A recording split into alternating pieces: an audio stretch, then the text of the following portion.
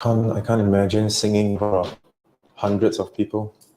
I mean, I thought your band all got what? I mean, we're still in there. Now, Oh. check again. Are we live? We were so casual. Yeah. If you guys like to sing, you can also join our Yeah, conversation. okay. Please join the conversation. We were talking about singing just now in Exactly. front of 100 people. If you like it, just comment down below. Now, let's do a sound test. Sound test 1, 2, 3. Sound test 1, 2, 1, 2, 3. 4, 5, 6, 7, 8. If you guys can hear us, comment down below. Yes. Our sincere apologies from Dale and Cecil. Due to the technical difficulties, we have to delay the live session for about, hopefully, no more than 15 minutes. And hopefully everything goes well, we can start from there. Mm-hmm. So waiting to checking in with my back end. If I can, do I have a green light?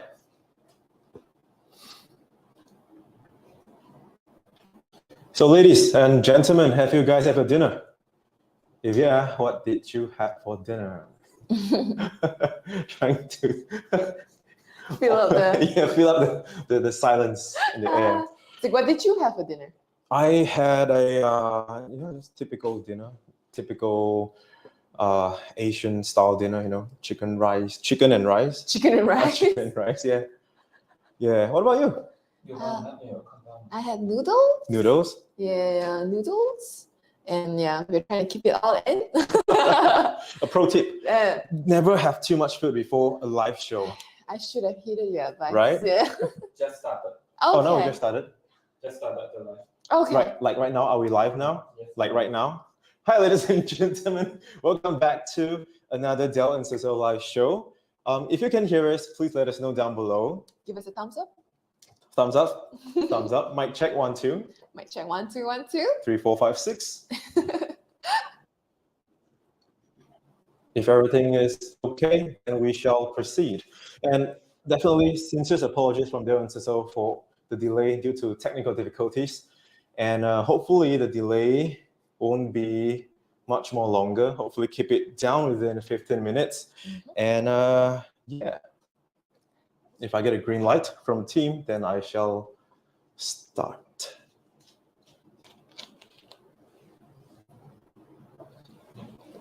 Green light, yeah? Okay. Okay. Cool. Now, ladies and gentlemen, welcome back to another Dale and Cecil live session. My name is Ryan. I'm a nutritionist from Dale and Cecil and the host for the day. Right here with me is a very special guest and a good friend of mine, Rachel, the founder of 𝗓𝗏, and she has been in the field providing services for children with ASD for about 8 years now. Mm-hmm. So, hi, Rachel. Welcome. Thank you. Thanks for inviting me here. And yeah, I'm Rachel. I'm a Board Certified Behavior Analyst. I've worked in the field for 8 years with children on the autism spectrum, and currently I'm basing all my practices of ABA therapy in Johor Bahru. Okay, is this your first time up in front of the camera? Yes, yeah. It is my first time. So yeah, let's enjoy the process. This is my first time too, for the year. For the year, exactly. Happy New Year. Happy New Year. Yeah, but I've been away for a long time already. So it is, right. I believe it is equally as nerve-wracking as you are right now. So, but I believe this.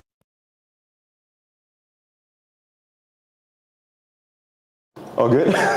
Okay, now, before we dive right into our topic today, do you mind if I have some words with our BC families? Yeah, definitely. Go ahead. Okay. Now, there are 2 things I want to say.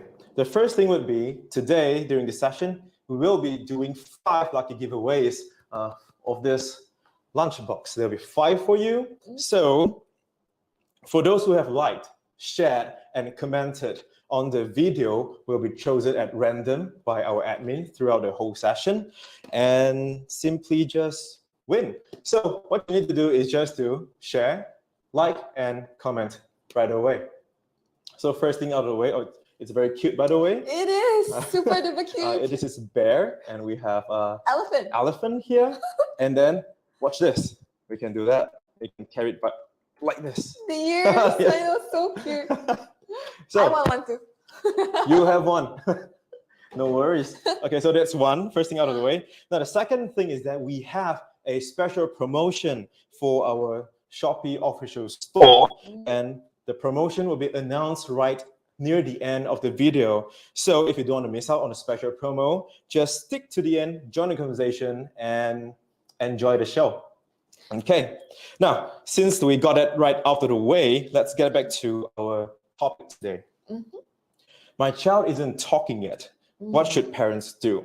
So this is the topic for the day. Right. Now, Rachel, when it comes to talking, right? Let us start off with developmental milestones. Okay. Right? Now, when it comes to developmental milestones, when or at what month or at what year of age should we expect children to start talking? Right. Okay. So children in terms of the age of 9 months, that's where they start imitating sounds. So anything before the 9 months, there's the babbling, there's the sound making, and that's anything before the 9 months. So 9 months onwards, which is what we consider the crucial keys that we would look at, it's at 9 months, they will start imitating simple sounds. Simple sounds. Simple sounds. So when you are playing with your child, probably like, oh, mama, tata. That's when they'll start probably imitating some of the sounds that you're making. Okay. That's at the age of 9 months. So at the age of 12 months, they would start single words, imitating single words. Okay. Right? So for like requesting or communicating the needs that they have, like open, like water, food, milk, simple words. Yes, so, mommy, daddy, those kind of words. Probably there is like mama, tata. Okay. Yeah, so simple form of it. Yeah, at the age of 12 months. Okay. So once they hit 18 to 2 years old, this is where the gap of the skill and development milestone just go. Okay. Yeah, so at the age of 18 months to 2 years old, a child needs to start stringing words. Stringing words together. Stringing words and saying sentences. Okay. So it is a big jump from saying a single word to stringing a whole set of words. Okay. Yeah, so typically these are the developmental milestones in terms of speech. If you want to know more, just Google online. Yeah, there's a lot of information out there, and Google is always your best teacher. Oh yeah, definitely.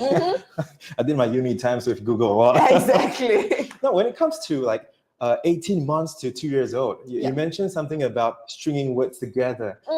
Perhaps would you like to show us an example, like what sort of sentence that we can expect from a child that is about 2 years of age? Okay, so 2 years of age, probably they'll start. So let's move on from single word to sentence words, right? Sentences, right? So at 12 months, they might be like food, milk, right? Yes. Or so once the child finishes that stage, and the next stage will be like, let's say I want milk, perhaps. I want milk might be still slightly later. Oh, even or you later. can say mama, milk. Okay. Food. So string simple words. Very simple words together. Yes. It might not okay. even make sense grammarly, but that is part of their development in terms of their speech. Water, one. One water. Blue bottle. Like green ball. Yeah. So this is what we can expect at around 2 years of age. Yes. Okay. Some I mean, it's on a case-to-case basis. Some 2 years old can speak like in sentences. But it's scary sometimes. Exactly. Yeah. Would you like to have water, please? Yeah. Imagine a 2 years old coming to you like, Mommy, can I have water, please? Well, I'll be very impressed. Yeah, but it's not to say there isn't. There is, so just don't compare. Every child progresses at their own pace. Exactly. With that note, every child is their growth is actually varies among individuals, right? Exactly. So parents, a lot of times they might compare with each other, like, oh, your son can talk already. Oh, my son can walk already. So when it comes to developmental milestones, how can parents sort of judge whether if it's just slow, because sometimes there may be 1 or 2 months delay, and between slow or up to the point where like, wait a minute, there's something wrong or something going on with my children. So how do you identify when it's a slow or when it's a more serious issue, right? Exactly, yes. Yeah, okay. I think this is a very common issue that a lot of parents are facing out there, and it's a really good question. So I think number one, go and familiarize yourself with what developmental milestone is. It's not really It's a very simple thing. Okay. Again, Google online. Google it, yeah, yeah, you can go to definitely. CDC or any of those Reputable yeah, websites. reputable websites that will just give you a very brief outline of what are the developmental milestones that a child should hit, Yeah. right, at a certain age. So for example, again, the 9 months imitating sounds. Yes. Yeah, these are guidelines. Okay, these are guidelines. So it's important why I emphasize on guidelines, because sometimes if parents obsess over it, it becomes overwhelming for the parent and for the child. So every time, that's why we always mention every child develop at their own pace. Yep. So if at 9 months your child is not yet imitating sounds, it might be on your radar, put it on your radar, and you start encouraging more sounds, playing more things with your child. Okay. Right? So you want to encourage that behavior to happen. Right. But if by 12 months, by 16 months, your child is still not imitating sounds, yes, that's when you gotta be, it should be something that you take note of. Yeah. So what you mean is that parents observe closely, and you've noticed something wrong, try to encourage the things that they need to do. Exactly. And after encouraging for quite some time, and then if they're still not, like, I would say, progressed to the expected milestone, then that is when they draw the line, like, oh, okay, perhaps I need to seek some help. Yes, exactly. So that's a crucial thing where they balance it out so that you don't wait too long, but you don't want to immediately jump to conclusion that there's something wrong with your child. Yeah, the balance on that. Okay. Now, speaking of developmental milestones and talking, right? Now, from my knowledge, when it comes to developmental delay, more often than not, like, it is due to factors that are, I would say, involuntary or uncontrollable. For example, like underdeveloped brain functioning, underdeveloped motor development, or like sensory functions and other reasons. Now, my question is it possible for children to make a conscious decision, like, okay, I just don't want to talk? Is it possible? Definitely. Again, I think that's a really good question, because we are looking at two different things now, whether it's a skill deficit or is it a behavior deficit. So when we're talking about if a child can,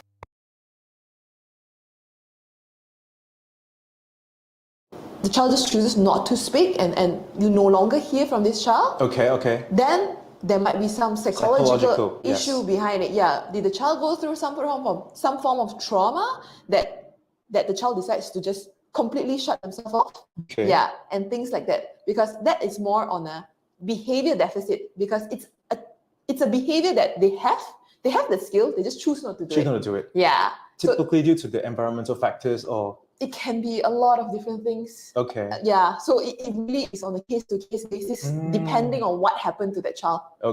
So there is a possibility that things that happen or experiences that cause the child to just, speaking is a painful experience perhaps, so I just don't want to talk anymore. Yeah, there is such cases, but on a very rare basis, very, very rare basis, unless the trauma is really intense. Then that would that would be categorized more under psychological issues. Yeah, so because that's behavior, it's under behavior. As in they have the skill, but they don't do it. Yeah, so the other part of it, the opposite side of it, is skill deficit. Yeah, so skill deficit literally just means that the child don't have the skill. Simple as that. Yeah, that means they cannot say yes or no. They don't understand the concept. They don't know what words mean. Do they know how to, when it comes to deficit, does it include not knowing how to make sounds through their vocal cords? Yes, skill deficit. So you don't know how to make the sound. It's not that they don't want to make the sound. So I think you mentioned a very crucial word here: know and want. Know and want. Yeah. One is. Let you clarify that one. It's better that way. Knowing how to make the sound it's not a choice. Come again? Knowing how to make a sound is not a choice. Knowing how to make sound. So for example, if I teach you German now, right? But there's some other words that you don't know how to use. It's not a choice for you to use that words. Right? So that is not within your area of repertoire. Because I don't know how to use it. You literally don't know how to do it. So you can't expect me to do it. Exactly. Whereas the want is different, because I can do it, but it's whether I want to do it. Yeah. Interesting. Now, on that note, like, a lot of people, they tend to associate being not talking or being non-verbal with the condition known as ASD or autism spectrum disorder. What do you think of that? Right. Okay. It's a common misconception that I would have to clarify. Please do. Okay. So autism spectrum disorder, it's like we said, spectrum. It's a spectrum. It's a spectrum. So every individual on the autism spectrum disorder will have different symptoms. Okay. Okay. And being non-verbal is a common symptom that we see in individuals with ASD. But then again, just because someone is non-verbal doesn't mean that the individual has autism. Okay. It might be a delay in speech. It might be a global developmental delay. Yeah, there can be a lot of other factors affecting it. So we always want to make sure that we identify all the different symptoms that we are looking at so that we can accurately see what is the issue the child is facing. So what you're saying, that there could be other conditions that manifest similar symptoms, such as not talking, such as you mentioned something about global developmental delay. Yeah. Is there any other conditions that may contribute to children not being able to communicate or not being able to talk? So the common one definitely is ASD. Yep. Then there's global developmental delays. Yep. Yeah, so global developmental delay can be delay in any different form, as in language, movements, learning, things like that. In general. Okay. Yep. And then there's also, so I mentioned ASD, global developmental delay. Yeah. And also speech delay. Speech delay. So speech delay is the child has no issue in any of their other milestones. They're developing absolutely fine. Everything is fine. Everything is fine, just that there's some issue with the speech. Yeah, whether they're not pronouncing some word right, they're mixing the sounds together. Okay. Yeah, the 𝗬𝗪𝗁 is not doing properly, the jaw and things like that, the tongue movements. Yeah. So there can be a combination of many different things that can cause a child, not cause, but can make it look like the child is nonverbal. Okay. So with that, with so much conditions that may lead or result in, not to say result in, that may show symptoms of a child not being able to talk. So how can a layman or a person in general to identify whether if a child has ASD or not? Okay. Again, very good question. I think this is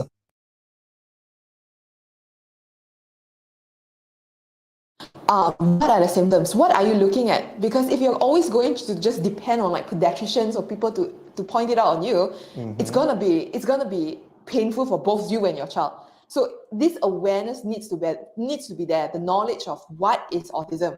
Yeah. So how to identify it is definitely to educate yourself first. Okay, educate yourself. To educate yourself first. What is autism? Yeah, what is autism? What are the symptoms of autism? Yeah, lack of eye contact, lack of communication, even simple things like pointing can be a symptom of autism.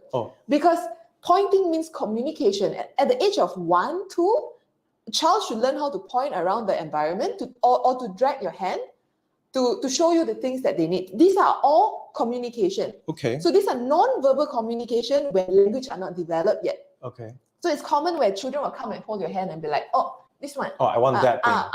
So I can't reach it, grab it from me. Yeah. So because they don't have that language, they will use gesture to do it, to show you.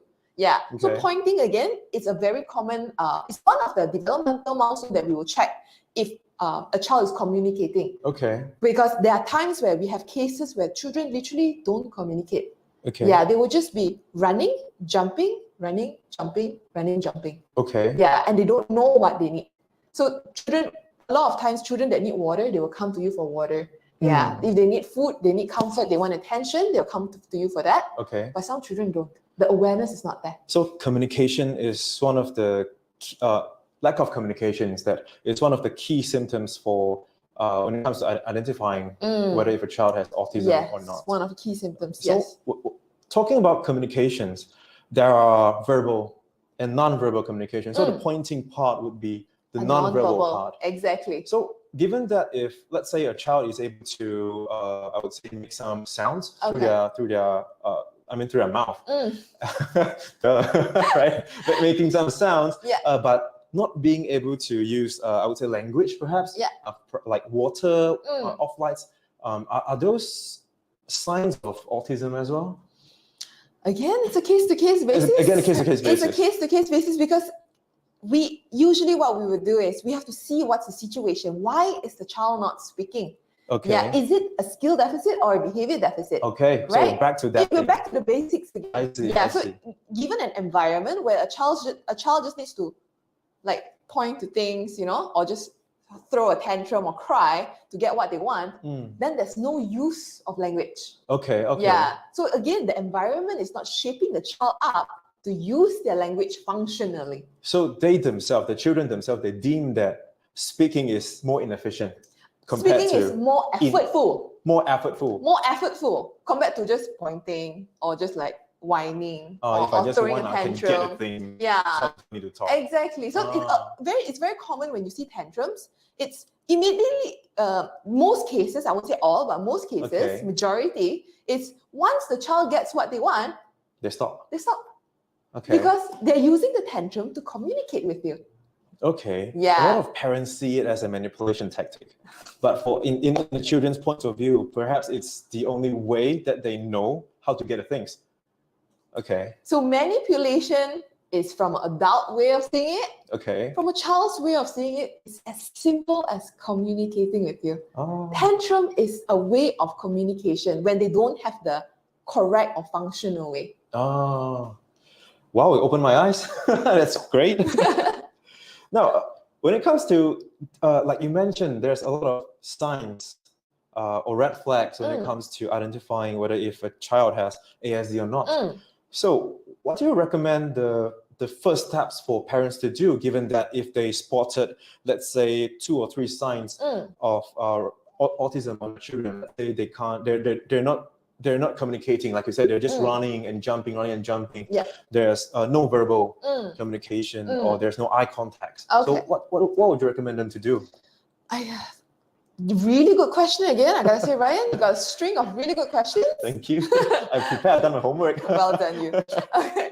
I think number one, parents gotta calm themselves down. Okay. Yeah, calm gotta down. really keep calm, because when you start realizing that your child is showing some form of reflex in terms of their developmental milestone, it can be very discouraging. It can be very scary because you don't know what to do. Yes. Yeah, every parent only want the best for their child. Definitely. Yeah, only want the best for their child. So it is normal that parents will go into a panic mode. Yep. Yeah. So it's important that if you do notice any red flags in terms of their developmental milestone, just keep calm first. Keep calm. Okay. Like I said, every child develops on a different pace. Yeah.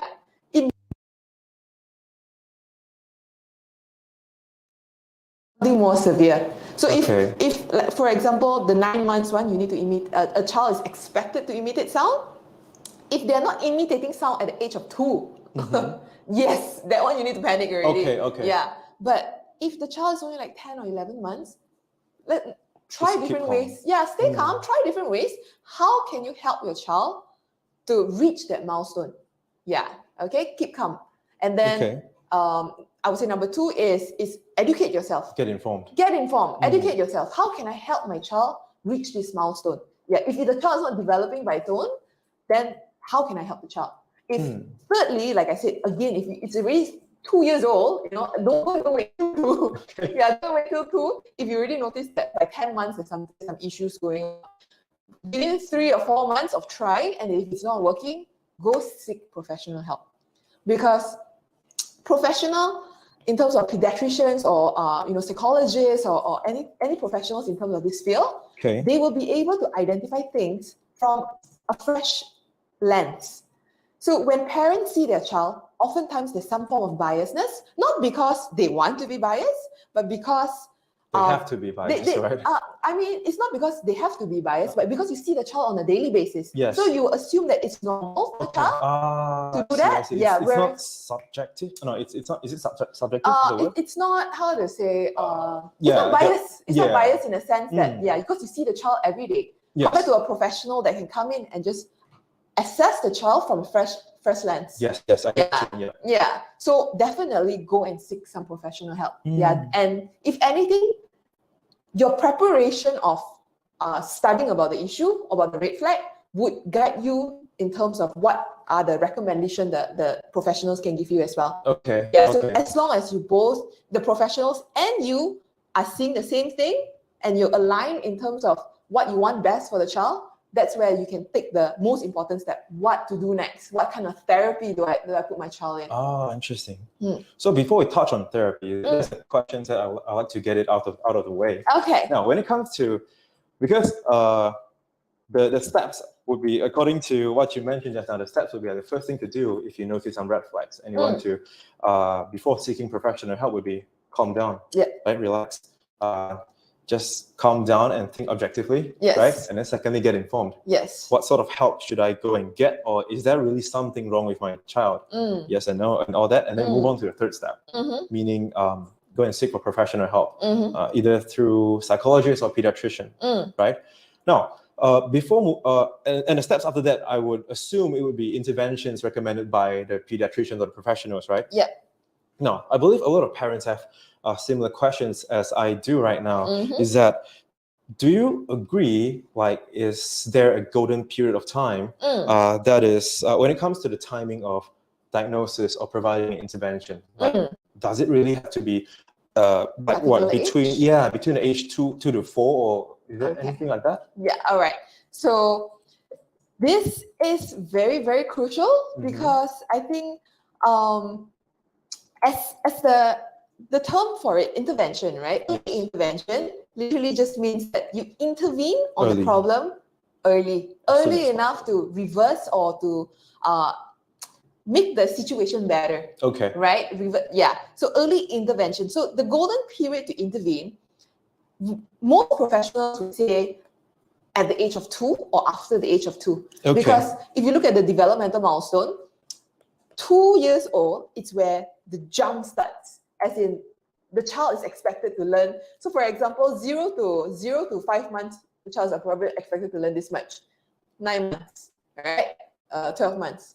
2 years old. Okay, I get what you mean. So like, let's say from 0 to 9, it's making sounds. And then, what, you know, like turning your back, turning the back, you know, being able to hold themselves. It's very toddler-based things. And then 2 onwards, there will be a lot of things like jumping, running, singing, forming sentence, memorizing, and a lot of stressful stuff. A lot of stressful stuff. You know, they always call it the terrible twos, but these are the what we call it, the crucial twos, because at this age, that's where they learn about the environment, they learn about themselves, they learn about control, they learn about communication. That is the crucial tool. So why it's called the terrible twos? Because these kids are exploring. They're exploring what are their power, what they can do in the environment. So meaning there will be a lot more signs and flags to look at. Meaning there will be more, your decision will be more educated and more informed. That's why 2 is the golden period of time for you to seek help and intervention. Interesting. Okay. Now, I believe you mentioned this earlier, but I would like to perhaps go through this again, because when it comes to monitoring your children along with all the developmental milestones and what is he or she doing or what is he or she not doing, it is going to be quite stressful for a lot of parents. And a lot of parents might get to, overly stressed, anxious, and get anxiety and all that. Do you have any tips for the parents? In terms of dealing with the children? I would say dealing with the mental health of the parents. Dealing with the mental health of parents. Okay. Yeah, it is tricky, especially in Asian contexts, because a lot of things are still a stigma. And even to accept that the fact that my child might be something wrong can be very difficult for parents. I agree. Yeah, so at this type of moments, I would say have some form of peers that you can connect to and seek the kind of validation and help. Like because parent support group or some parent sort. support group. You can go to like centers, this type of private centers where they have children with special needs. Have a connect group with them where you can share the problems that you have and also have the same support you can get around the parents. Because it's a tough world out there. And a lot of parents are always comparing their children. Please don't do that. Don't do that. You are bringing a lot of stress onto yourself as well as your child. Along with the whole family, I would Along say. the whole family, yeah. Never ever, in my 8 years of experience working with children, I mean, I've seen so many different children and they develop very, very differently according to their own pace, according to their own strength. Yeah, so if you're feeling anxiety, you're not sure what to do, go and seek professional help, whether, or, speak to peers as well. Yeah, but again, peers, the recommendation of peers can be biased. Okay, so true. Everybody just have to filter through whatever that you're listening to. Okay. Yeah, and if you can, go to a pediatrician who can guide you in terms of what you can do better for your child. Go to a behavior psychologist, what in terms of the environment you can change. A speech and language therapist that can tell you how you can increase languages in your children. Yeah, things like that. Go and check with everybody that you are able to. Okay, so essentially get support. Get support. And one of the key takeaway would be there is no need to compare the progress, or in general sense, there's no need to compare with anyone, right? Yes, compare with themselves. With themselves. Because we want to see them progress. So okay. let's say you are at this stage, the child's at this stage now, we want to make sure that we hit the next one. So we don't want the child to be always in the comfort zone, then you're not learning again. Then you're taking away the opportunity from the child to learn. To close the gap. To close the gap, exactly. Or to expand their repertoire. Yeah, so it's again, it's like a whole spectrum. You don't fall to the extreme end of not doing anything, but you don't want to fall on the extreme end of doing too much thing, doing everything. Yeah, Okay. we want a child to still have their own childhood and memories and live through it. True. Okay, thank you, Rachel, for answering that question for me. I believe that had helped a lot of parents. So thank you, Rachel. You're most welcome. Now, back to the topic. So we Yes. talked about diagnosis, so we talked about red flags.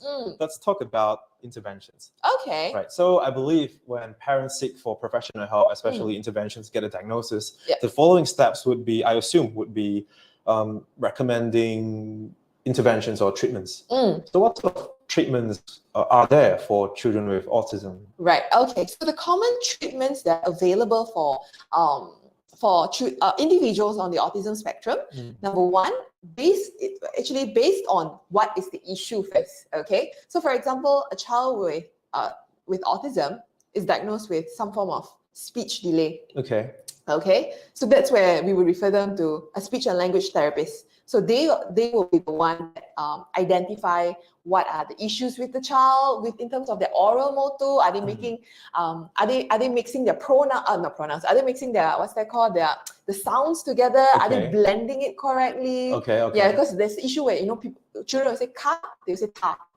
things like that. So that is where speech and language will come in and see, they're mixing up this sound. Yeah, so we need to work on that.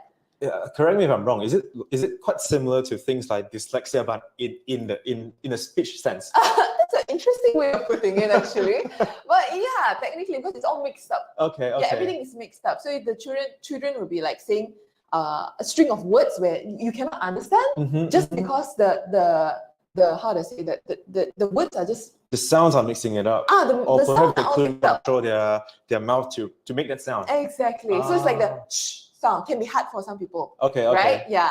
And then so some children, instead of saying chicken, they'll go like ikan. So that's where we were like, so speech issue. Yeah. Okay, definitely go to the speech and language therapist. So they will be able to help you in terms of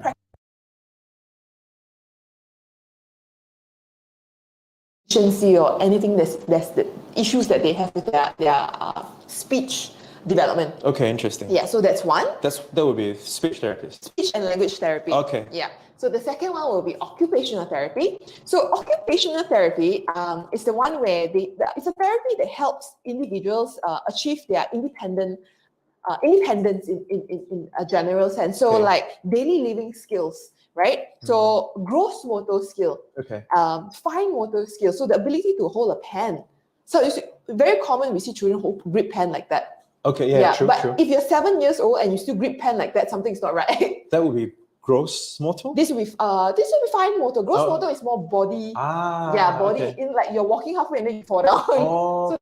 So that's why if you go to the occupational therapy center, their center is like like A how to gym, say? right? Like A a playground. gym, like or a gym. playground, Yeah, like what's it? Obstacle course. yeah. Yeah, they make you stand, they make you crawl, all the kind The of movement, balancing and the all the balancing. grabbing. Yeah. Those are all gross motor. Fine motor is Oh. like the ability to pick things up with your thumb and your index finger. Things Ah. like that. Holding a chopstick. Okay, Holding okay. a pen is a common one. Okay. Because if a 2-year-old hold a pen like this, everybody's like, oh, so cute. But if a 10-year-old hold a pen like this, everybody's like, what's wrong with this? Oh, okay. Yeah, That so makes sense. it's these are all crucial things, and this all falls back onto occupational therapy. So they are the one that helps in terms of this type of skills, sensory motor, gross motor, fine motor. These are the area of specialty. Let them to be able to self-dependent in a sense. Yeah, how to button your own shirt. Yeah, things like that. So that are all under our occupational therapy. Okay. So the third one would be EIP. So a lot of parents, I bet, are very familiar with this term, but a lot, I realize, do not understand what it means. Okay. Yeah. So EIP means Early Intervention Program. Program, yeah. Simple as that. Early Intervention Program. So what does Early Intervention Program means? It means you intervene on a problem early. Oh yeah, that makes sense. That Right? makes total sense. It's literally what the word is. Okay. And the key thing about EIP is it's a combination of educational support, and therapeutic support. So EIP can come from a lot of different bases because psychology is very broad. So there's educational psychology, there is developmental psychology, there's behavioral psychology, which is what we do. So all these different psychology can develop their own EIP programs, depending on the science of whatever that they've developed. So EIP essentially is not a fixed program that you can do, but Exactly. a lot of things that you intervene early can be categorized into EIP. Exactly. Anything that means early intervention always has this name on it. I see. EIP. Okay, Yes. okay. So it's important that parents understand what it means so that you're not sold a program for your child that is not catered to your child needs. Yeah. So not all EIP are equal. Not all EIP are the same, because it depends on what kind of EIP, background it comes from. Yeah, an educational psychologist EIP will be very different from a behavior psychologist EIP. Yeah, so at the end of the day, it's about what your child needs. Yeah, okay. So another important thing I think I should add on to that is also parents should always check for the professional background. Okay. Yeah, what it means about EIP, right? It's about an intervention that is tailored to your child's needs, right? Customized. It's customized, exactly. It's customized to fit what your child is lacking, okay? And not everybody can do this. Okay. Right? You need some form of professional background to be able to design an intervention that is catered to a particular individual's needs. Okay. Yeah, so educational psychologists have their own. Yep. Yeah, developmental psychologists probably have their own. And behavioral psychology, again, we have our own as well. Yeah, so always go and check. If you do come across an EIP program, check the professional background of who is providing the EIP, because if it's a teacher that's providing an EIP, right, there's no difference of the teacher and a preschool teacher.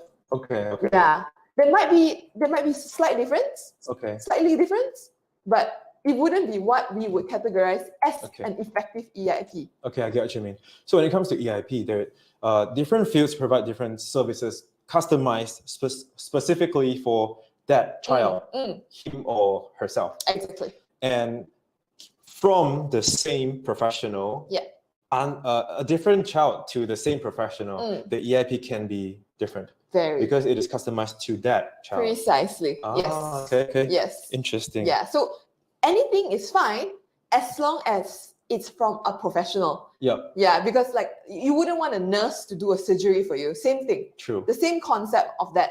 Yeah, because it's a field that can get very dodgy. Yeah. It can get very dodgy. I mean, it's a business that a lot of people want to jump in because it's good money. Okay. Yeah, so parents out there, be very careful and be very mindful of what are you sending your children into, because if you get a nurse to do a surgery for you, it's going to cost you more harm. It's going to cost you more harm in the long run. So these are your children's life that we are talking about. Mm. Yeah. If they come to us with cases where, there was once I had a case where Okay. There's a kid that refuses to go to therapy. Okay. Yeah. So I had to go and figure out when the case was referred to me, I had to go and figure out why did this child refuse this therapy so badly, to the point that he would knock his head on the floor for 3 hours just to refuse going into the therapy session. Could there be things that are traumatic for the child? Exactly. So I had to go and figure out what was this traumatic issue that the child had to go through to engage in that kind of behavior, to hurt themselves, just so that they can escape that whole situation. Okay. So after the evaluation I had, it was down to one simple thing. The child didn't want to enter that room, that particular room. Okay. So it's his therapy room, right? Oh. So he didn't want to enter that therapy room, right? But I realized that the reason he didn't want to enter the therapy room is because that's where he was given a lot of work. Okay. So there's a lot of tasks that he had to engage to the point that room is equivalent to hell. Yes. I can't find another word for it. Okay. It's like it became so aversive to the point that he rather hurt himself than to enter the room. Wow. Yeah. And the moment I noticed that was an issue, I just changed up the whole environment. Oh. I made the whole environment a playground again for him. Right? Okay. And this behavior from 3 hours of head banging went down to 0. Simple as that. Okay, to be honest, I was expecting something more darker. Because that was dark enough. Yeah. Like, because from my perspective, in a general population perspective, I would assume, the therapist might be, hitting a child and all that, Okay, it could be as simple as not wanting to enter the room because the room is providing him a lot of, not providing him, giving him causing a lot of stress for the child. Yes. Okay. Yeah, so it don't even need to be anything dodgy. Yeah, exactly. In terms of, it doesn't need to be a form of abuse for the child to engage in this kind of behavior. It can simply be just a wrong method. A wrong method, and it's what we call it is too much failure. Too much failure. Too much failure. Imagine if, let's say, I'm teaching Mandarin now. Yep. Right? Okay. And every time you come to learn your Mandarin, I give you a test. Okay. And every test you fail. Oh wow, that's going to be encouraging. Would you want to come for my class? No, definitely not. Exactly. So the same thing applies with children.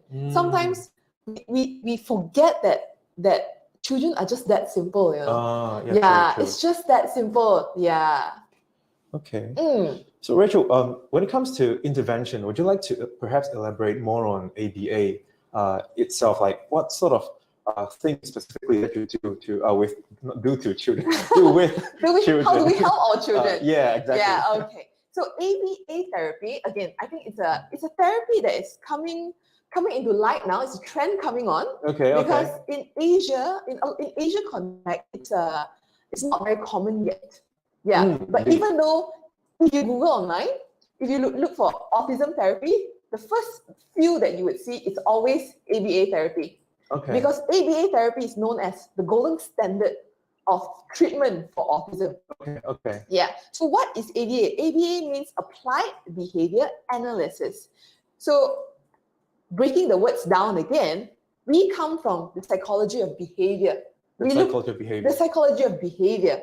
So why is it called applied? Because we use the principles and the theory, we apply this onto people to help change their life for a significantly better life. Okay, so how do we do this with children? ABA therapy, we use a lot of data. So we take data on the behavior that we want to help the child improve. So for example, a child is not requesting, a child is not using their words to communicate. Okay. Right? So let's say he's throwing tantrums. It's throwing like the moment rather than saying, pen, toy, water, the child will just cry. Okay. They just cry. Yeah. It's like, they're just screaming to communicate with you. So how do we teach in terms of that? So number one, I would need to measure, I would need to take data on how often is this child using tantrum to communicate, right? Okay. So I need data on that so that I know what's the next step. So the main theory here is we use data in behavior psychology to make clinical decisions. So we're not making decisions subjectively, like, I feel like, like, okay, this one probably can, no. That's not professional. No, yeah, no such thing. Everything is always justified by numbers and data, which is why ABA is very applicable in your everyday life. Yeah, it's not just on children, it can be on adults, it can be on yourself. Okay, Yeah, it's a very applicable science and psychology. Yeah, so back again to our topic that we were talking about, communication. So, Yes. okay, if the child is not communicating, how can I increase? So, for example, tantrum is 10. All right, request using his words is 0. Okay. How do I switch this like that? Okay. Right? Because eventually that's a goal. I want the Yeah, child exactly. to be able to use his words, not to use his tantrum. Exactly. Yeah, so what we are technically just trying to rebalance the graph again. Okay. Yeah, so again, ABA has a lot of graph. It's because very statistical. Yes, it's very statistic based. Yeah, very analytical based. Ah, Yes. So we will use that kind of data to measure the child's progress. okay. Interesting. I learned a lot of new things today. Overwhelm you a little bit. No, I'm so good. Always happy to learn new things. But yeah. Would you? Okay. Now, going from there, like speaking of interventions, there are frequency interventions are, I would say, frequently more dependent towards or perhaps to professionals, I would say, because you need professionals to provide treatment interventions. Yes. I believe a lot of parents, they are also seeking a lot of help or a lot of advice or tips or guides for them to do with their children at home. Like, let's say if their children is not talking at home or not communicating at home, is there anything that they could do at home to encourage more speech or more communication? Right. Okay. So back to the main topic of our our talk today, right? So why is my child not talking yet? Exactly. Right. Okay. Yes. So what are some tips and recommendations we can do? I think the first one is always you got to look at what's your child's age, right? So if your child is 10 years old, this might not be applicable. Yeah. Go seek more professional help. So the recommendation that I'm going to give today is more of very young children, probably 1, 2, 3 years old. Okay. So these are tips where children are actually at the start of learning languages. Okay. So number 1, I would say use very simple words. Yeah, because oftentimes adults tend to speak to children with adults language. Do you want water? Are you hungry? Do you want food? Okay. To a 1, 2 years old, it's like, excuse me. There's a lot of gibberish. Exactly. So as much as you don't understand their gibberish, babbling language, they don't understand you as well. Okay. Yeah. Okay. So think from your child's perspective. Okay. Think from your child's perspective. If you're learning, like I'm saying again, if you're learning Mandarin today, and then I come and ask you like, 你吃饱了吗？你要吃什么？今天我有一个这个的。Huh? Exactly. That's probably going to be the reaction. What? Yeah. Yeah, because you don't understand. It might be no reaction at all because it's just white noise, right? It's just white noise. No. So then again, if it's white noise, you're in that moment, right? You're teaching your child language is equivalent to white noise. So there's no progress. There's no progress. Exactly, there's no progress. So a lot of times, parents say, "Oh, my child's not talking yet. My child's not talking yet." Is it really the child's problem or is it the environment's problem? Yeah. So there's a saying that's a very famous saying that goes around. When a flower doesn't bloom, do you change the flower or do you change the pot? Change the environment around the flower. Okay. Because it's not usually the flower's fault. It might be the soil. It might be the soil. It might be the water. Yeah. Not enough water. It might be no sunlight. Yeah. So we don't change the flower. Yeah, you don't change the flower. You can't change the child. You can't change the child. Exactly. So learn to look around what's more than the child. Yeah. So using simple language, it's a very easy. So for example, if you don't know Mandarin today, right? I come and tell you, 哎，这个是一支笔哦，这是蓝色的笔哦，这个是笔是用来写字的哦。这个 Yeah, you probably won't even catch a single word I just said. Whereas if I just say 笔，对，这个就是笔。 笔 Exactly. 这个 Okay. What's this? B. See how fast it is to learn that language. For the record, 我会中文 okay? For the record, 配合 Demonstration for illustration purposes yeah, only. for illustration purposes only. I know Mandarin. But again, you see the differences in terms of how the same language can have very different effect. Yeah, I do actually feel like it is very, it's very easy to get into my mind, and to use it. The simple words. Yeah, exactly. Yeah. So it's literally just a change of the procedure. Oh. You can make the whole thing very successful for your child. Okay, so this is what you mean by changing the environment. Changing the environment. So using simple words. Okay. Yeah. So, when you're playing with your child, you can go like, oh, lion, tiger, like elephant, Tupperware, blue, green, red. So the child is learning that red is equivalent to this color. Blue is equivalent to this color. Rather than, oh, this color is blue color. Which word are you trying to teach me now? Yeah. Okay. So that's the example that we So don't use simple. Don't waste your words. Don't waste your words, exactly. Yeah. Okay. Don't waste your words. Keep it simple. Keep life simple. That's a really good way of putting it. Keep life simple. Keep life simple. It's not Life that is tough complicated. enough, right? Exactly. Yeah. So simple words is one. And the next one is make it interesting. So rather than talk with a monotone like that, I don't think anybody will want to listen to me if I talk like that for the whole 3-hour session. You see that? Yeah, exactly. You probably lose me at that instance. Yeah. So imagine children.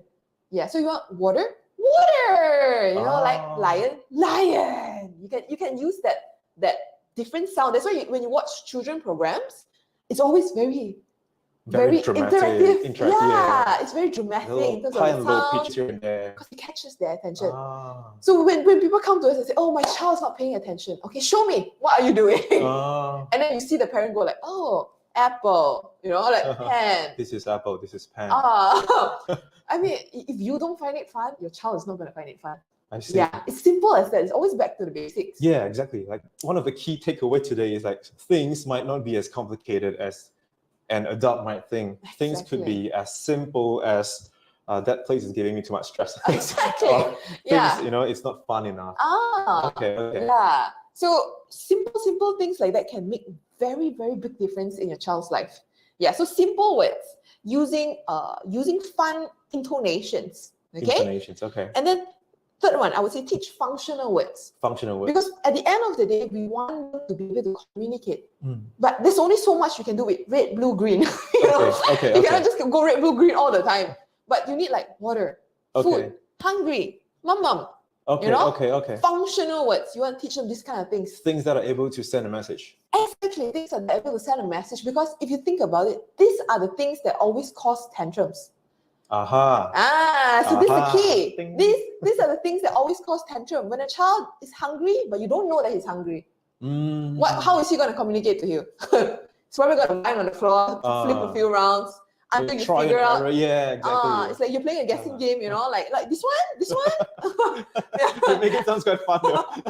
No, because it does happen. And I pity parents when I see it. Yeah, it's actually very, very simple techniques that you can just teach your children. I see. Yeah, so teach them functional words so that words. you don't go into that war with them, Yeah. So functional words are just a direct translations, words that are useful. Words that are useful that you use on a daily basis. Yeah. If the child always want to go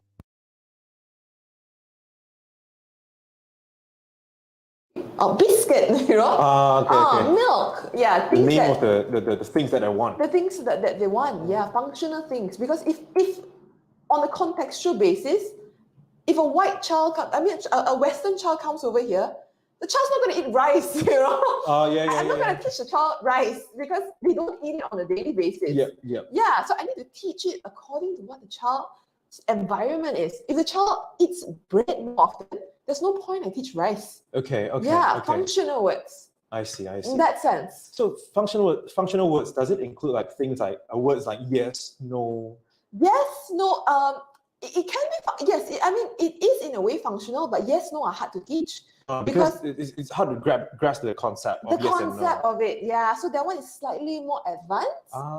Whereas green, a green? Exactly. You can see it. You can see it, and it's exactly what it is. Ah, So it's easier to teach this kind of basic language first. the tangibles. The tangibles, yes, Okay, perfect. Yeah, the interesting. tangibles. Yeah. So to recap it again, simple words, intonations, functional words, and I think the last one. You want to give a guess? What's the last one? Fun? Is it make it fun? Exactly. I think you caught the how to say the gist of the point here. Okay.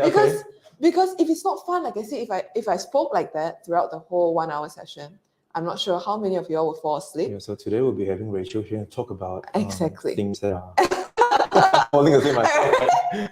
Yeah. So if adults can sense the difference, what more a child? I see. What more a child? So make it fun, because you won't be just teaching language. So for example, peekaboo is a very common thing parents play with children.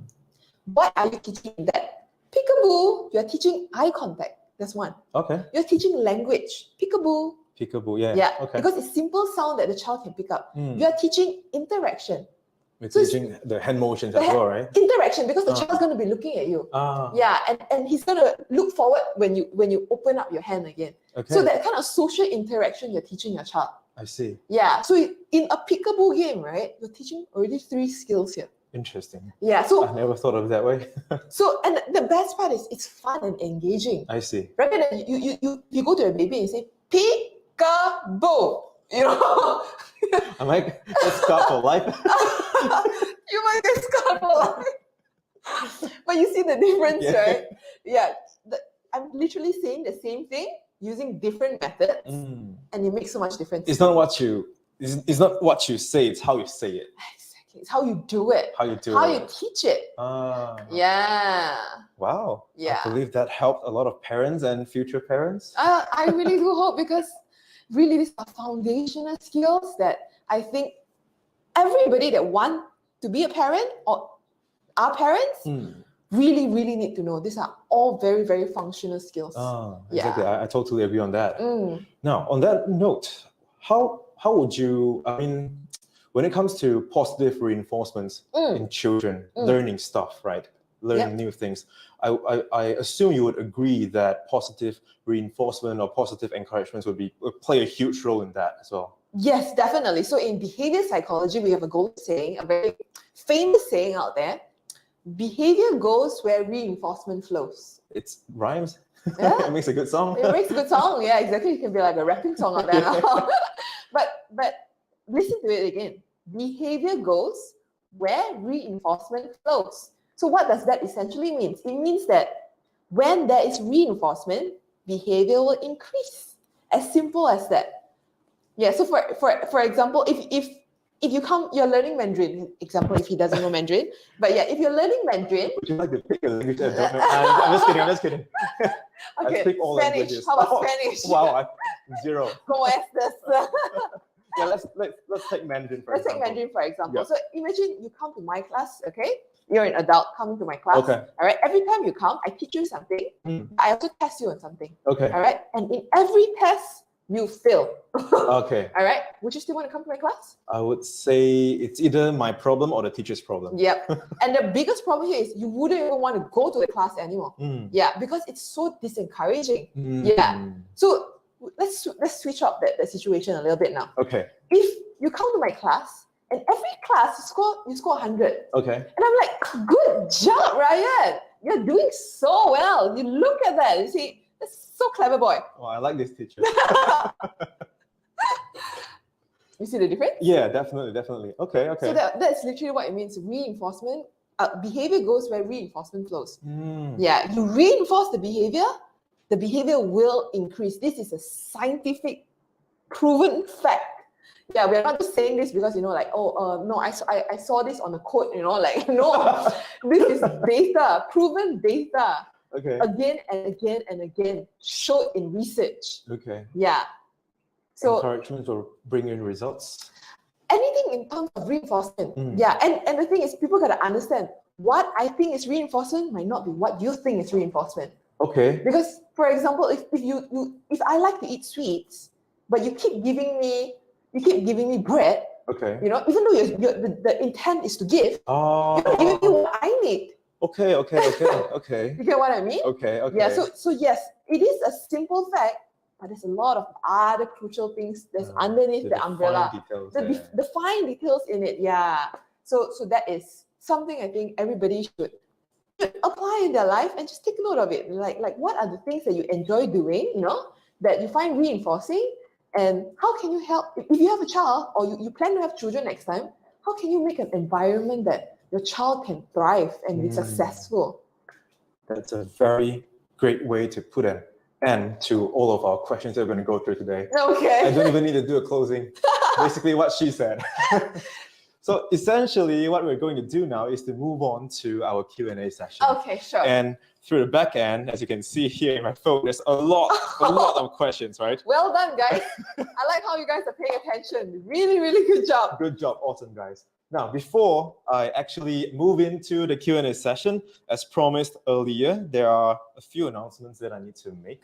So, regarding the lucky draw winner, I have two right now with me. The lucky winner for this cute Tupperware with this the bear one. This cute handle, right? It's the only bear one. Yeah, it's the only bear one. We have elephant, bear, and we have actually another extra one, which is unfortunately not displayed here. It's essentially a smiling face with some teeth on it. You can refer to our social media page, official Facebook to have a look. Right. Now, the two lucky winner that we have right now, we have a total of 5. Drum rolls. Drum roll. Oh, actually, I have just a second. I have received the complete list of winners. Oh. Now, winner number 1. Let's see. 𝗬𝗓_Thomas. Oh, congratulations. Now, our admin will get in contact with you, I believe. Yes, our admin. KZ. Yeah. Our admin will get in touch with the winners. Yes. Okay. Yeah, our admins will get in touch with the winners. Congratulations. Or you can PM us if we, basically. PM us. Okay, so confirmation from the back end. If you hear your name, just PM us and get your prizes. Yes. So let me repeat our first winner of the day, 𝗬𝗓 Thomas. Wow, congratulations. Would you like to go for the second one? All right, the second one. Wow, okay.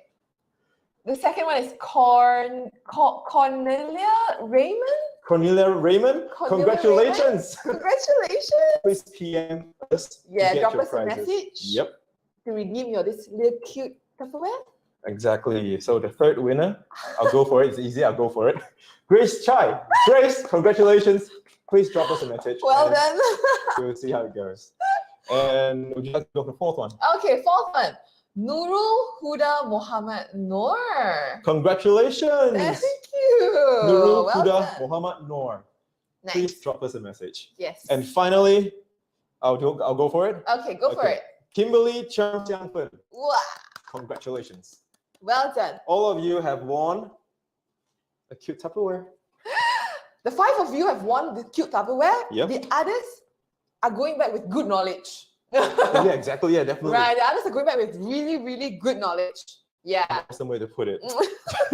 You're really good at this. This is not your first time doing this. This is my first time. Okay, now that is the first announcement. So there's a second announcement that I've dropped a hint at earlier parts of the session, and that is we'll be giving a 10% off voucher for our 𝗬𝗏_Cecil Shopee official store for those who have watched the live show. So the promo code is currently, if I'm not mistaken, displayed around my area, around here, yeah? So it's shown here, somewhere bottom of the screen, so you can use this code in our official store. Okay, so that's the end of it. Let's move on to the Q&A session. Okay.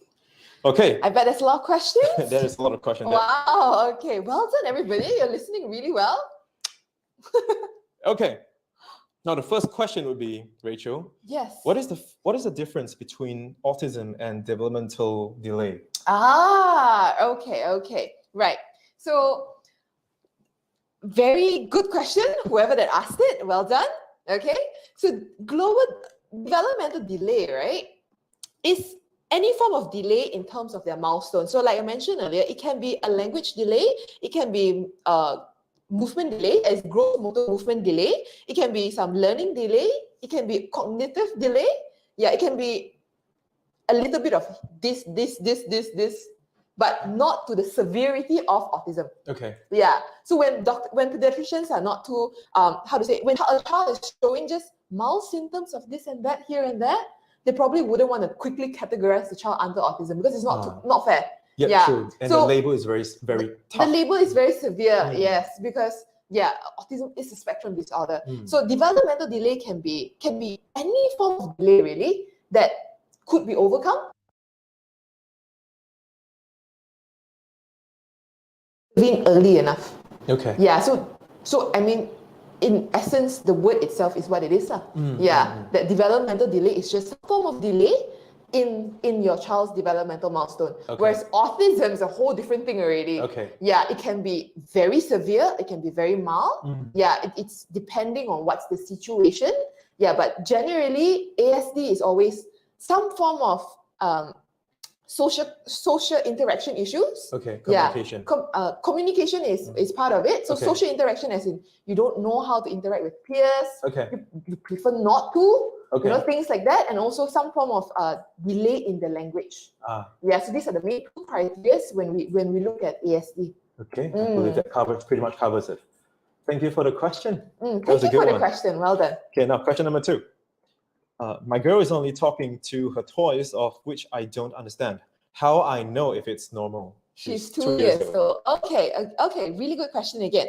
So I'm just going to vaguely give an answer because for me to give very specific recommendation, I need to have more information. More okay, context. so the question here was, my girl only talks to her toys, right? Only talks to her toys. So that means she has language. Okay. All right. So if she only talks to her toys, but she's not talking to other people, okay, this is what we mentioned earlier. Skill deficit, behavior deficit. That's a behavior. That's a behavior. Well done, Ryan. I'm learning. Yes, so it is a behavior deficit because she can speak to her toys. So why is she not speaking to people? So this is where we have to come in and assess the situation. What is the environment that she's in that she's choosing to speak to toys, but not using the same language that she has in communication? Okay. Yeah. A good way to put it. So is it normal? It's hard to categorize what is normal because you see, when a child is playing with toys, right, and making toys interact with each other, this is what we categorize as pretend play. It's a very crucial skill, right? So it shows that she has pretend play skills. Yeah, that she's trying to make her soft toy talk, have conversation with each other. Yeah, the playing essentially. Yeah. So what we are looking at now is, why is this skill not generalized to communication? Yeah, so is it normal? It is partly normal, but the question would be, why is it not generalized? Yeah, and how can we help her use the language that she has in her daily living skills, in her daily life? Okay, interesting. Okay, let's move on to the next one. Yeah. May I know if the children have autism, if the children like to look at spinning objects, like example, washing machine, play the wheel of car toys? Okay, all right. Very good question again. Okay, and it's something very commonly seen in children with ASD. But then again, it's like the non-verbal thing that we spoke about. Okay. Just because a child is non-verbal doesn't automatically mean that it's autistic. Okay. All right. Same thing. Just because a child likes sensory stimulation in terms of so you're saying like seeing spinning object, right? Washing machine, play the wheels and car toys, right? These are what we call sensory stimulation. You like to see, the child likes to see the thing. I have clients that could literally stare at wheels for like 2-3 hours. Okay. Yeah. So is it a sign of autism? Depending on what's the context. Because imagine if a child is only looking at a spinning fan for 24 hours, this child is not going to learn anything, right? Okay, yep. When a child is not learning anything, your developmental milestone is going to have a big gap. Yes. So the question would be, what is the child doing in the other times when the child is not engaging in this self-stimulatory behavior? Okay. Yeah. If the child is able to learn, academically, it goes to school, you still learn in class, everything is on par. Have other activities. That If are other going on. activities, but once in a while when he sees spinny things, he likes to watch it, that's fine. That's fine. Yeah, that's Okay. fine. But if you stare at a washing machine for 24 hours, Okay. that's a red flag. Oh, okay. That's I a get red it. flag. So the context of it is very, very crucial. So instead of focusing on why is my child likes to look at washing machines or spinning things, perhaps not pay more attention. Perhaps just observe whether if the child is Look at it at the bigger picture. Yeah, step back, Look at it at the bigger picture. Because everybody have some form of sensory issues. Some people like to bite their fingernails. Yeah. Some people like to shake their leg. Some people like to go, to fidget around. Yeah. So So all these are self-stimulatory behaviors. But not to the severity that it affects it or it becomes a barrier to your development. Okay. Okay? I hope that answered your question. Very good question. Thank you. Now, question number 4. I'm a nursery teacher. One of my kids is 2 years old and a few months. Okay, so 2 years plus. He is able to imitate words. So maybe I should find different ways to allow him to achieve this milestone, right? Okay. So 2 years old, he's able to imitate words. So you're asking whether you should find different ways to allow him to achieve his milestone. Perhaps stringing words together. So stringing words together, yeah. So 2 years, so sorry. So you're saying that he can imitate words. Is it word or words? Words. So I'm assuming it's more than one word that he can imitate. So yeah. So that means he's on 12 months. After 12 months, in terms of the developmental milestone, is the single word imitation, right? So he's 2 years old now, but he seems like his gap is a 12 months here because he's 2 years, and the single word is at 12 months. Okay, right. So there's a bit of gap. There's a bit of gap in between already, but as long, from my professional point of view, in my field, we always want to make sure that if the child can imitate words, it's your floodgate to language already. Okay. Yeah. It's so a green light. It's a green light. Okay. Yeah. So what we do next, right? It's not about the limitation on the child. It's about the environment already. Okay. Yeah. How do you create an environment for him where he can use more than one word? Okay. So when he can use more than one word, how do you make it into a sentence? Okay. Yeah. So how do you build the building blocks for him or her, for the child, for the child to hit the milestone? So for an example, I can give you, right? If let's say, let's say pen. The child can say pen. Pen. How do you extend this? How do you extend the word? Blue pen. Blue pen. Perfect. Okay. Blue pen. Okay. Pen write. Pen write. Pen write. Sorry. Write blue pen. Right. So write with blue pen. Okay. You keep moving according to what the child's foundation is. Yeah. You can use one word. Perfect. Awesome. Yeah. What do we do next? Okay. Yeah. 2 words. Let's try 2 words. Okay. Green ball. Yellow ball. Yeah. Like how to say? Lion roar. Okay. And dinosaur. Like dinosaur roar. Things like that. Black sheep. Nursery rhyme is a very good one to teach language. Okay. And to teach stringing of words. Yeah. So these are a lot of different methods that you can try in terms of helping the child reach that milestone. Because when the child is able to imitate the word, right, in our field, we celebrate like crazy. Okay. Yeah, it's a really, really good sign as long as the child is able to imitate the word. So would you recommend the parent to build on what the child already knows, like that Definitely. word? Definitely. If your child knows blue, go and find blue things. Yeah. Each child use the things that is on their level of confidence and comfort. Okay. Yeah. So they like, and common thing that we always see is animals. Children like animals, children like cars. Yeah. So what we do, teach animals, animals. Zebra. Okay, zebra got black, got white. Oh, zebra black, white. Okay, zebra's leg, zebra's head.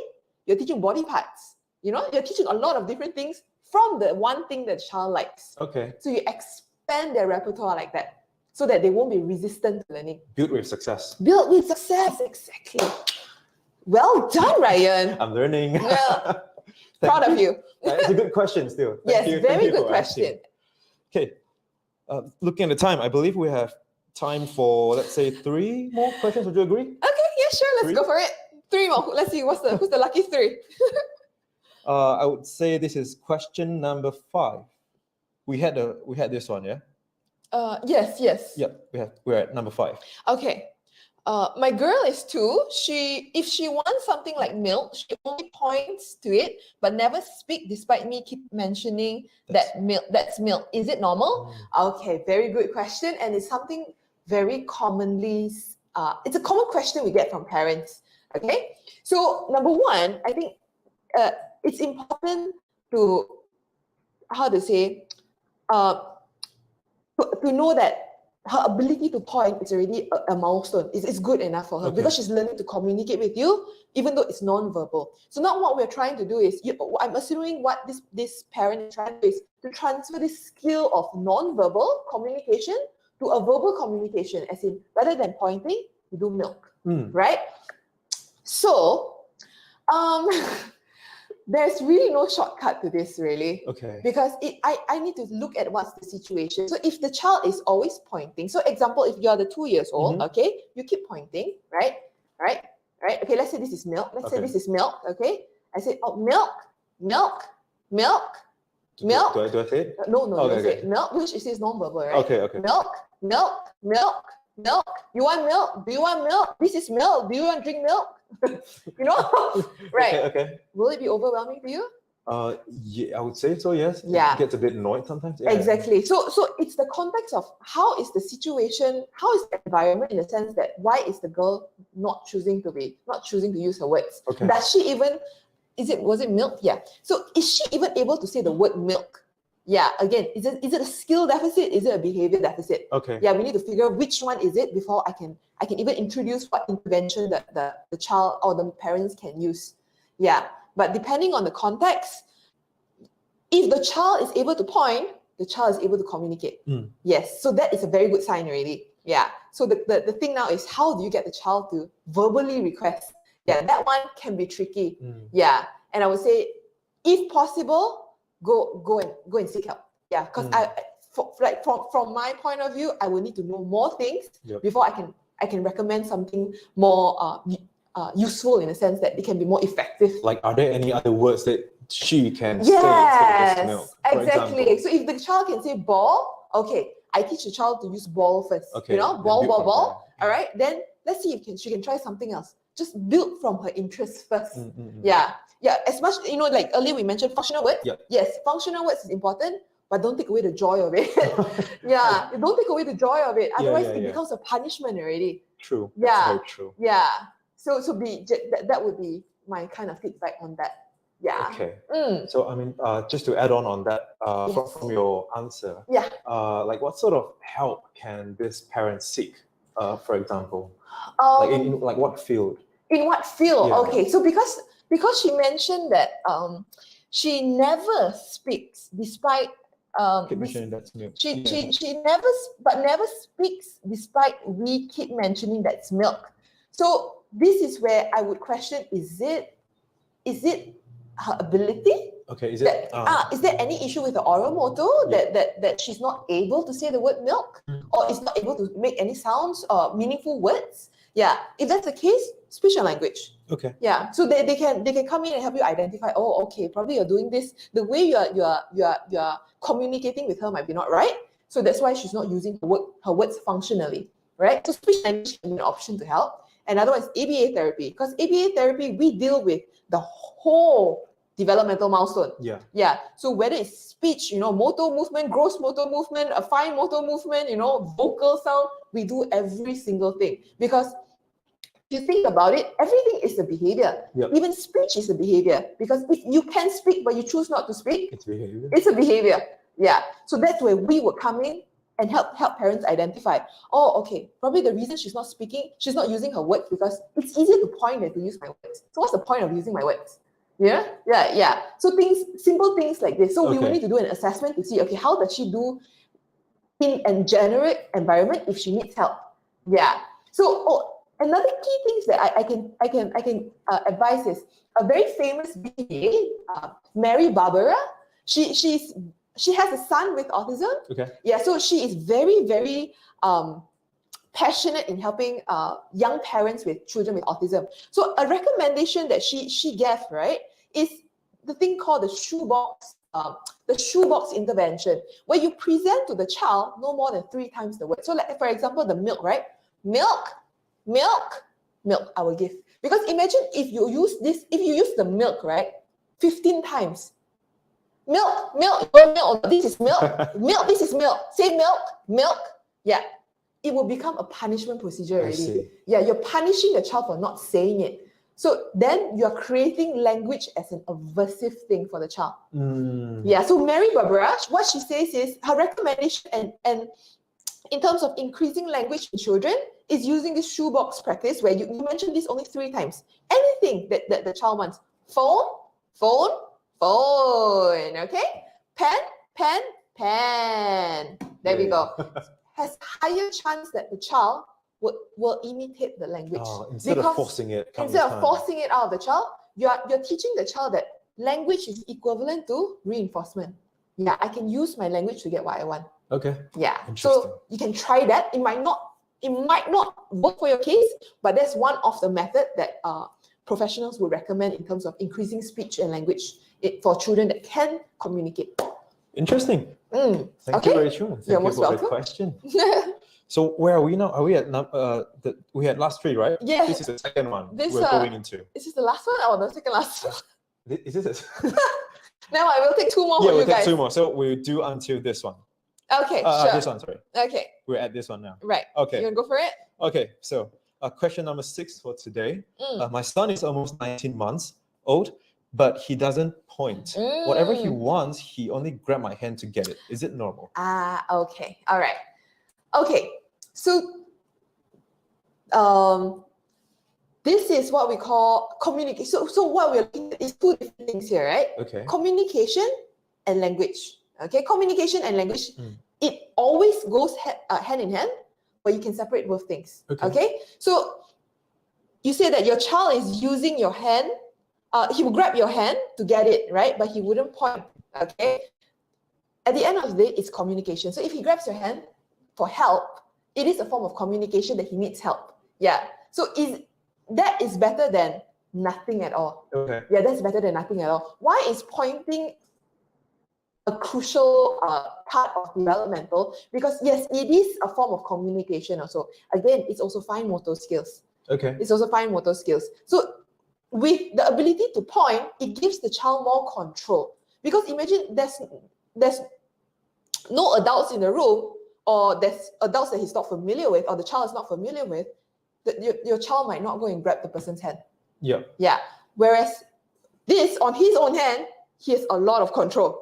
Yeah. So it is important to teach whether it's normal or not normal. I wouldn't categorize whether it's normal or not normal, but if your child is not pointing, teach pointing. It's okay, because he can now use gesture of hand pulling to communicate. Very good. What's next? Okay, let's teach pointing, because it gives the child sense of control of the environment. Let's go point. You can even, like, when you're reading books, when you're having story time with him, just follow the words. You can because words might not be reinforcing. You can follow pictures. Lion, okay, tiger. Yeah, and then get him to just try to use this gesture in your everyday life. Okay. The bubble, that bubble pop. The bubble wrap. The bubble, not the bubble wrap, but there's that toy where the children will pop that thing. The little, I think we have it here. Hold on for a second. Yeah, thank you. So it's a very good practice. Okay. Because it's very reinforcing. Oh, it is very therapeutic. So this is a very common thing in children loves this. Yeah. I can see why. So you can teach pointing through things like this, or Play-Doh. Play-Doh. Yeah, things like that. So normal or not normal, that's not the key here. The key here is if he's not pointing, teach pointing. Okay. Yeah, teach pointing, because it's giving the child the sense of control. It's almost equivalent to language. Yeah. Okay? Okay. So yeah, get this. Thank you.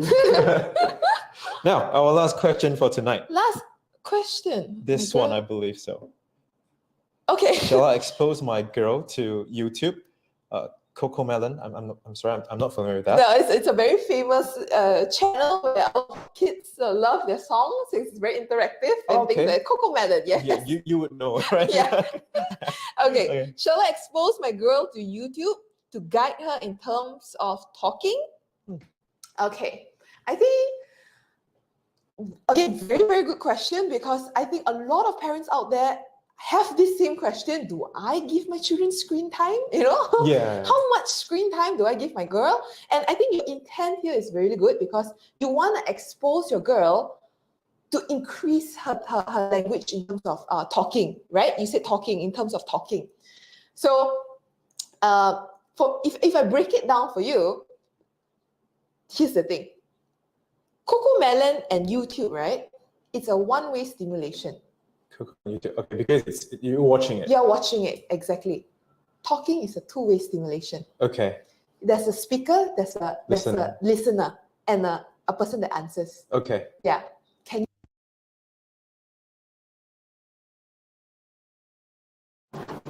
I wouldn't say no, because children will imitate what they hear in songs and things like that. To a certain extent, perhaps? To a certain extent. Because I think that the intention here is talking, right? I don't think there's much YouTube that can help. 𝗂𝗂𝗪𝗏 won't be able to help much. Okay. But if you want to expand your child's language, as in she can sing, 𝗬𝗵𝗶𝗹𝗶 spider, things like that. Okay, yeah, okay. Yes. Okay, that will expand her language. So your intent have to be clear.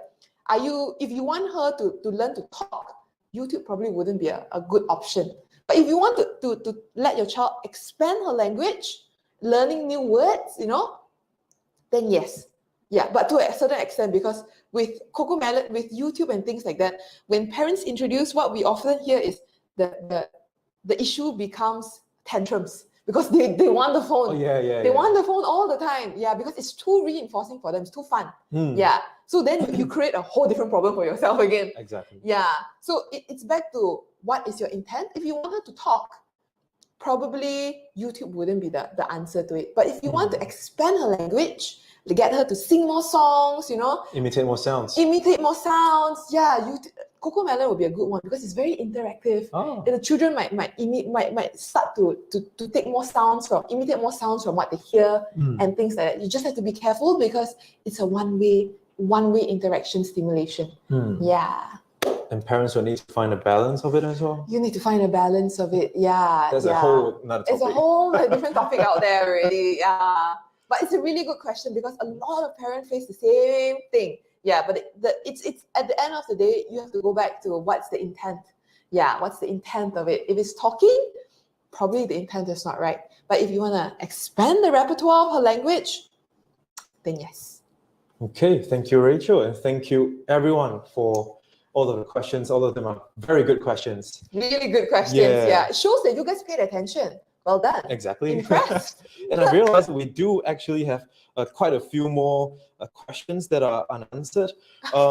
We will discuss with Rachel after this and see if we have another session, or how we can go with the questions and how go on answering the questions in some other ways or some other forms. Yeah. Okay, sure. Yeah. So before I do a generic closing for the session, closing. do you have any more final words for the parents to say, or perhaps would you like to, I don't know, do you have any words for the parents? Okay, I think first thing first, really thank you everybody for staying through this whole topic and this whole event, sitting through with us to listen about, different things about speech, languages, communication, behaviors. There's a lot of takeaway, and it's really, it can be very overwhelming, especially if you're not from, you're not sure of what's going on. So really well done, everybody. Like you finished this whole session with us, and I really, really appreciate it. So I do hope that those that got the 𝗪𝗶𝗶𝗶s, congratulations. Thank you. Those that didn't get it, it's fine. You got even more valuable knowledge. Okay, thank you so much. That was, okay, if you ask me, I will not believe that this is your first time on camera, because that was great. Everything went really well for me. I would say I appreciate you. Thank you for joining us for this session. You're most welcome. Thank you. It's a pleasure to have you. And of course, thank you everyone for watching the whole thing and sit up the whole thing with us. I believe the information here we shared today can be very beneficial for a lot of people, not only for you, for people around us as well. So thank you, everyone. Really appreciate it.